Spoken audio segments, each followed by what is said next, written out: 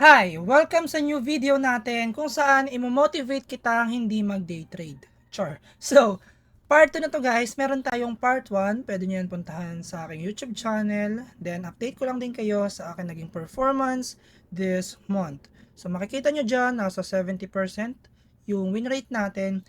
So, medyo mababa siya sa ine-expect ko na win rate ng aking ginagawang way paano mag-trade. Pero okay lang yan. Ang mahalaga, meron tayong profit at the end of the month. Ganon din sa inyo, kahit 10%, 20% yung win rate nyo, basta kumikita kayo at the end of the month is goods yan, tuloy nyo lang yan. Okay? Ang video natin ngayon is para magka-idea ka kung sino ba ang mga kalaro mo dito sa day trading. Parang basketball lang yan. Pag practice ka ng practice, akala mo ang galing-galing mo na kahit sino kalaban mo may chance kang manalo, pero nung nalaman mong si Shaquille O'Neal pala yung kalaban mo, yung prime O'Neal Against Dudley, nice!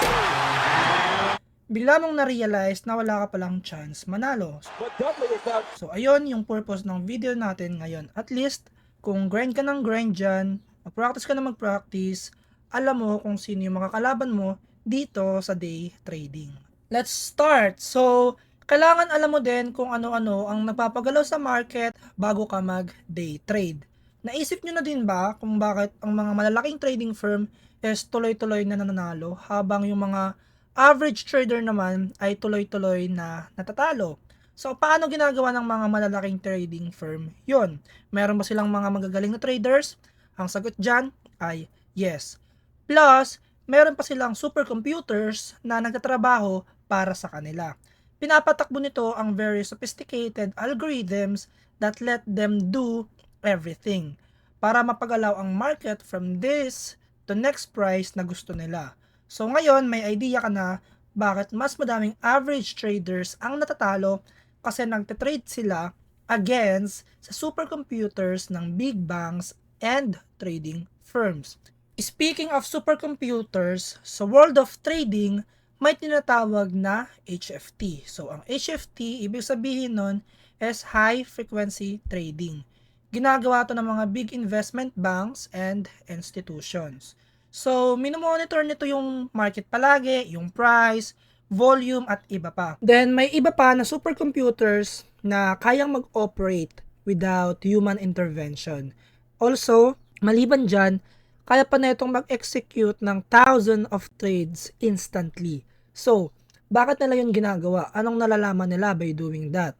Kaya nila yung ginagawa para malaman nila kung nasaan ang buy and sell range ng instrument na tinitrade nila. Kasi pag nalaman na ng program kung magkano ang willing bayaran ng market para sa instrument na yon, magsisimula na silang magbenta. So, ayun lang naman is isang simpleng sample pero sobrang complex ng trading activity nila. So, nabigay lang ako sa inyo ng isang example. Pero, imagine that, tapos ikaw, sa data mo lang, trading view, tapos yung strategy na ginagamit mo, sobrang daling gamitin, na kahit cellphone mo lang is makakapag-day trade ka na. So, hindi ka ba nagtataka?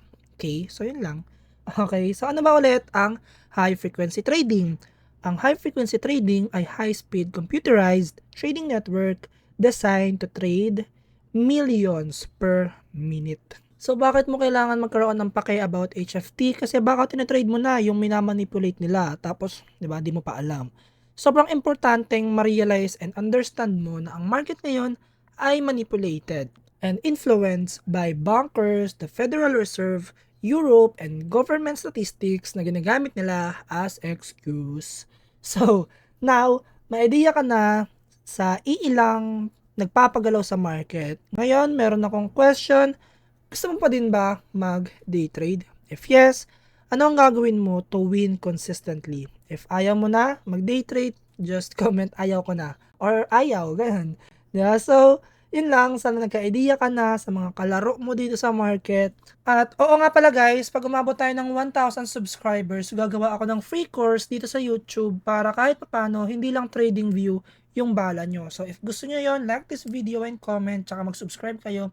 Then, pwede nyo i-share sa mga kaibigan nyo itong video na to para kilala nila si Shaquille O'Neal. Kasi baka kala nila dito sa day trading is mga tambay lang sa court yung kalaban nyo. Okay? So, di pala nila alam si Shaquille O'Neal pala. Diba? So, don't forget to like, comment, and subscribe. Yun muna for now. Bye-bye!